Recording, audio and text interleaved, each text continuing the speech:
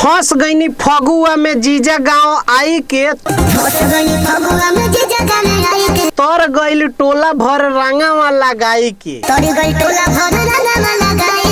Bhojpuri singer Golu राजा और शिल्पी राज का एक गाना होली का निकला हुआ है और इस गाने का टाइटल की अगर बात करें तो इस गाने का टाइटल है हल्फा होली में। त्रिशाकर मधु वही वाली त्रिशाकर मधु वही काम की है गोलू राजा के साथ में।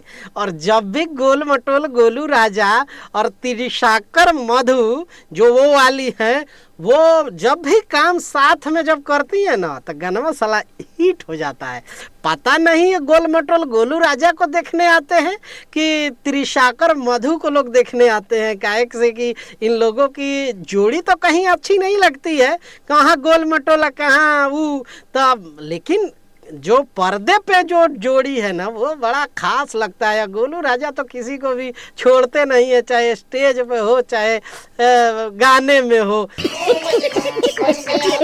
और ये गाना जो अगर आप लोगों ने नहीं देखा है बड़ा जबरदस्त गाना है, जाइए गाना देख लीजिए। काहे से कि इसको लिखा है जख्मी जितेंद्र ने।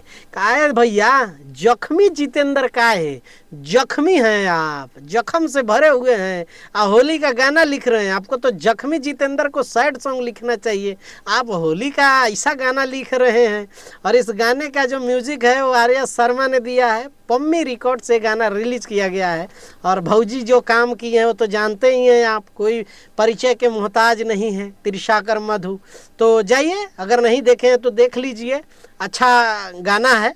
और अगर आप लोगों को लगता है कि इस गाने के बारे में कुछ कमेंट करना चाहिए तो नीचे कमेंट करके ज़रूर बताइएगा भौजी के बारे में। बाकी मिलते हैं अगले वीडियो में। बाय बाय, टेक केयर, जय हिंद।